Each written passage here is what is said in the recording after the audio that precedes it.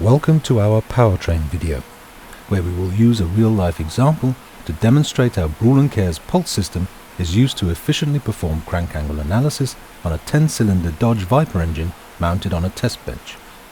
The video will take you step by step through the setup of transducers, the acquisition of data, and the analysis of results. We'll start with setting up the transducers.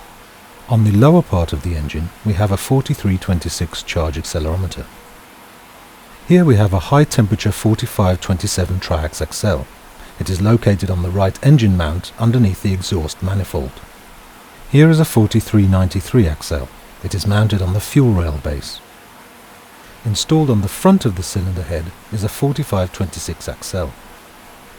An angular encoder delivers 360 pulses per revolution and a 1 pulse per revolution reference signal.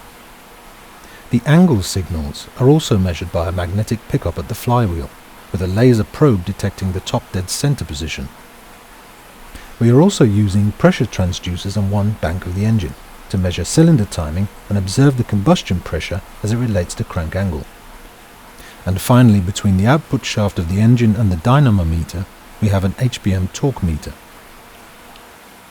We are using Brüel Kjær LAN-XI modules to measure the angular rotation of this V10 performance engine, as well as vibration and cylinder pressure characteristics. New in this setup is the 3056 high-speed tacho module. It allows 2 high-speed encoder signals to be acquired by the front end, from both our front crank encoder and the flywheel pulse from the rear of the engine. Also unique and special to the 3056 module is the ability to have 8 auxiliary inputs. With these auxiliary inputs, we are able to bring in data at low sample rate. This is data such as oil pressure, oil temperature, water temperature, timing, etc. During the test, the engineers monitor the data acquisition from the control room. As well as RPM and a quick overview of the use of the dynamic range of the channels, they can choose a selection of monitoring functions, such as crank angle versus time, the cylinder pressures, 5 of which are shown, and a vibration signal, in this case in time domain. From the cylinder pressure data, it is clear that one of the cylinders has a problem. The initial display during analysis confirms the monitoring data shown during the test. The lower part of the display shows a drop in RPM and torque as one of the cylinders misfires. This is further illustrated in the subsequent displays, where the drop in pressure of the faulty cylinder is shown in 2D and 3D as a function of cycle number. Cycle statistics.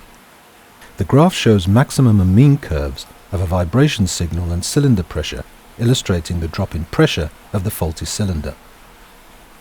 Brüel Kjær's broad portfolio of systems for powertrain engineering has now been extended with tools for angle domain crank angle analysis of sound and vibration of internal combustion engines, comparison of angle domain data sets from different test runs, statistical analysis of cylinder-related phenomena, reporting and export to, for example, Microsoft Excel.